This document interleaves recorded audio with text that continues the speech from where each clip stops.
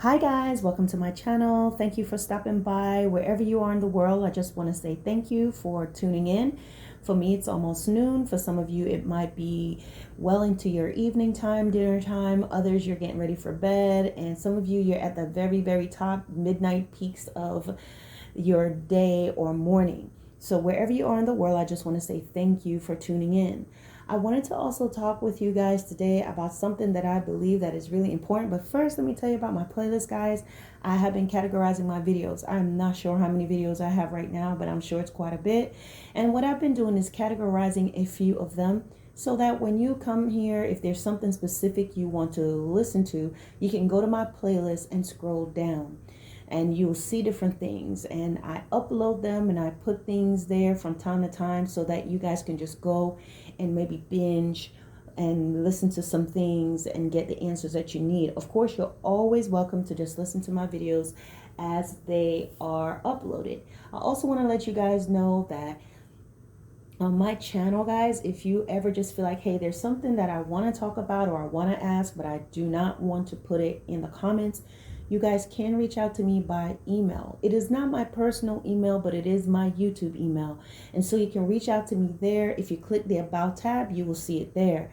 And so you're able to reach out to me and ask your questions. Keep in mind, guys, that I do have other things that I do. And sometimes I may not see your email right away. And sometimes if I see it, I may not respond right away depending on what you're asking, because I don't want to just give you a random answer. Some things I need to pray about. Okay, so with that being said, guys, I want to talk with you about something here. And I want to speak to the ladies because as I was speaking with someone today, interacting with them, and just some other things that I was actually looking at before I saw the comments, it was just really weighed on my heart to speak about something. And I've spoken about this before, but I want to say this, that never force a man to do anything that he doesn't want to do. You may be divorced from him, you may have children with him, whatever it is, but you can't force him. You can't force him to do anything that he does not want to do. If he does not want to see your children, if he doesn't want your children together, and he doesn't want to spend time with them, don't force it. Sometimes you'll find yourself poking a bear. Sometimes you may not know. It may be a blessing in disguise, depending on where this man is in his life and who he may be connected to and what he has going on. You don't want to force a man who does not want to see his children, does not want to deal with them. You don't want to be pushing and forcing him and calling him up and doing all these different things and calling up whoever he may be with and doing all these different things, basically harassing him to see his children. Because you may create a situation where now, like they have in the US, Amber Alerts, that man may not take the child and never bring him back. Take the child and create a situation where he ends up keeping the baby. Okay? Because a lot of times, depending on where you are, if they just take the child and say, I'm not giving them back to you, and they come up with some sort of a reason, you would have to go to court to fight them to get it back, get the child back. So you never know. And then we also know there are worse case scenarios where the men are so bitter and they are so angry and they have other things going on and they feel devastated and they feel like you're bothering them, that sometimes there are men who kill their children. They do murder suicides. This has been very common this past year alone. There's been lots of murder suicides. I know that where I'm at, it's like we get Amber Alerts all the time, and it's just something. Whenever a child is missing, it goes off. I want to say we may get about maybe 7 to 10 Amber Alerts a month, and some of them are like 2 or 3 times a week. Okay, with children that's missing, children that's just been taken. So I want you mothers to understand that while it's difficult and it's hard, don't push for things that they don't want to do. I'm not saying if they're not paying child support, I'm not saying that you shouldn't pursue it, but always pray first, because sometimes if you're being emotional, you're doing things because you want to be argumentative and everything, you put the children in danger, and you're not going to get what you need when you're arguing.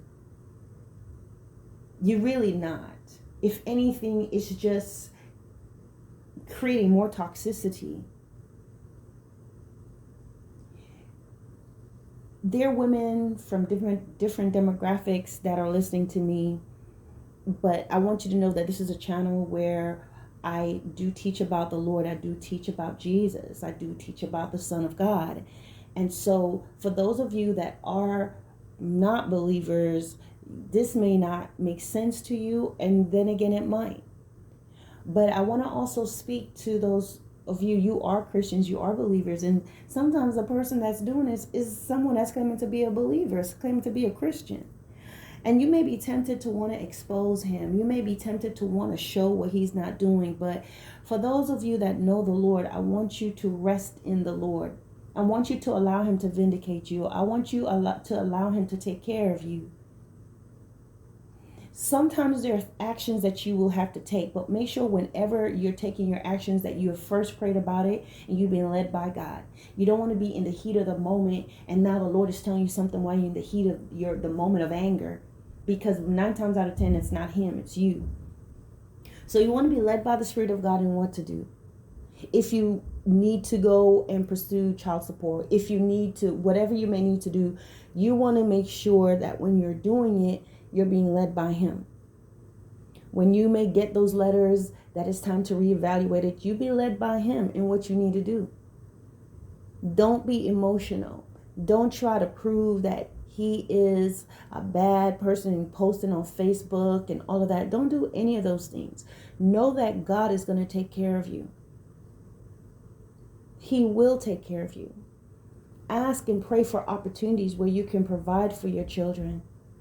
Because sometimes if you're trying to force him, sometimes you have to evaluate your own feelings, because you may still have feelings for him. You may be upset and jealous that he's with somebody else, because sometimes that happens. So you're pushing your children because he may have another child with someone else, or he has integrated himself to another family. He's not taking care of you, and you feel jealous and you feel upset, and you're fighting with the mother, you're fighting with the new wife, you're fighting with the new person in his life. You don't want to do any of that, because it's going to lead to a bad situation. You shouldn't have to compromise yourself for him to, you shouldn't have to be playing up to any man and having to be coy and talk sweet and sexy to him, and even doing things with him so he can take care of your child, because that's his child as well. But I want you to trust God and to put things in his hands and to allow him to help you. Let him be the father of your children. You know, sometimes there's a fear because statistics will say, oh, a child that grows up in a broken home, this can happen. But I tell you, there's a lot of children that grow up with both their parents that's shot and kill folks, that are mass shooters, that are killers, that are murderers, that's doing all types of stuff. So it has nothing to do with that. God can help you. God can fill in those blanks and fill those voids. And you pray over your children, and no matter what phase they are in their lives, you pray for them, that God will be in control, that God will help them, that God will guide them, that he will lead them, that he will chastise them if he needs to. It may seem far-fetched, but it's believable, and he will help you. He will help you with their lessons and their schooling.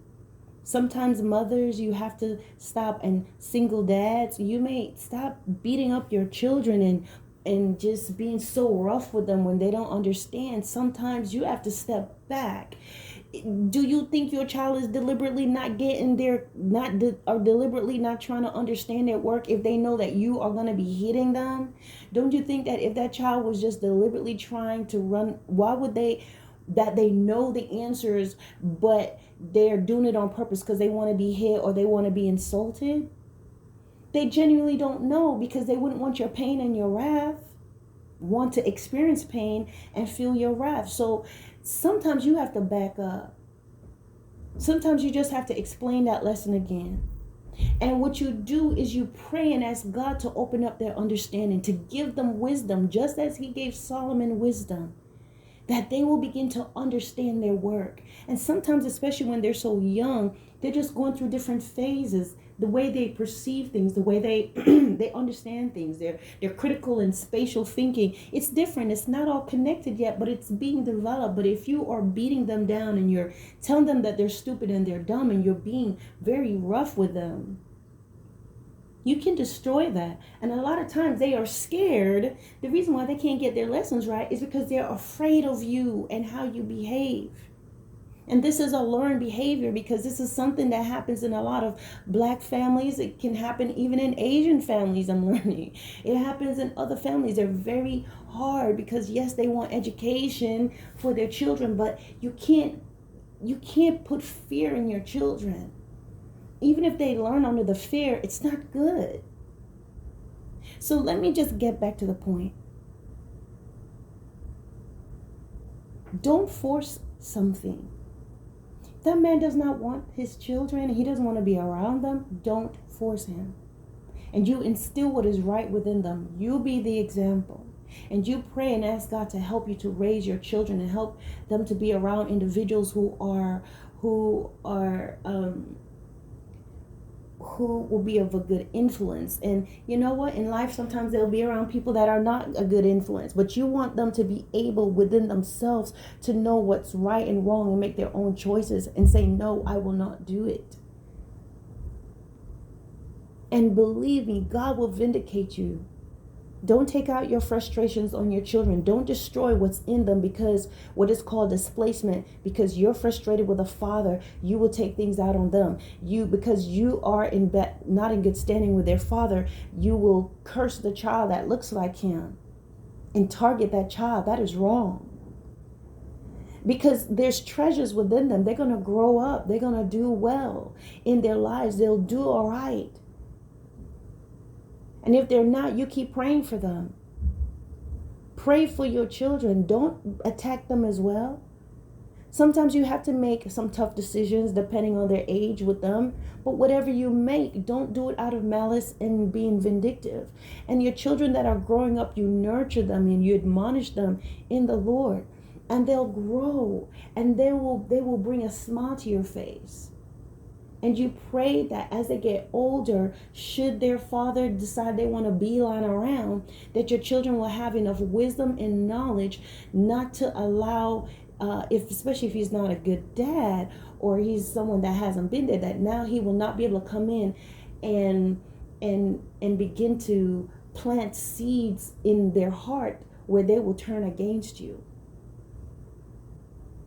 Because that's what happened. Normally the absent parent would try to come around and they have to create a narrative to justify why they weren't there, and they have to try to demonize you. And it's going to be easy for him to demonize you if you are at home demonizing your kids. You're at home being a demon, meaning treating them poorly.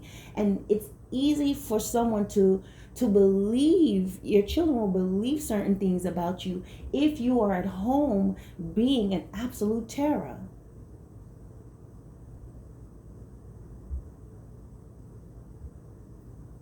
But with that being said, let me stop here.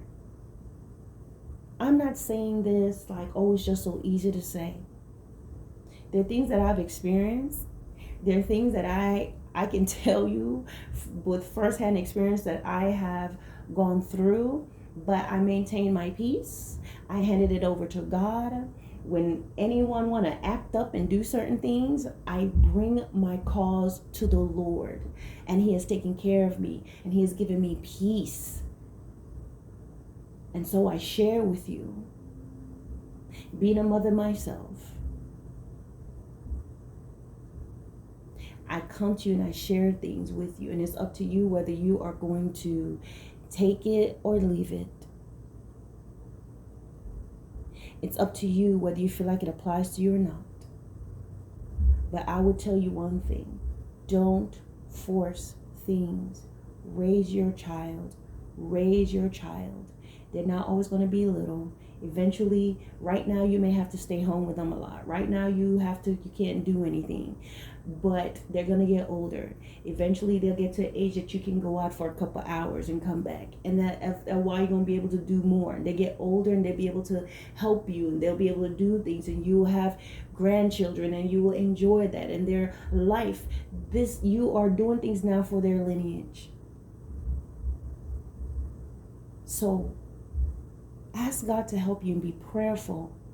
And when opportunities come for you to better yourself, where you can make more money and do things, go for it. All right, guys? Peace.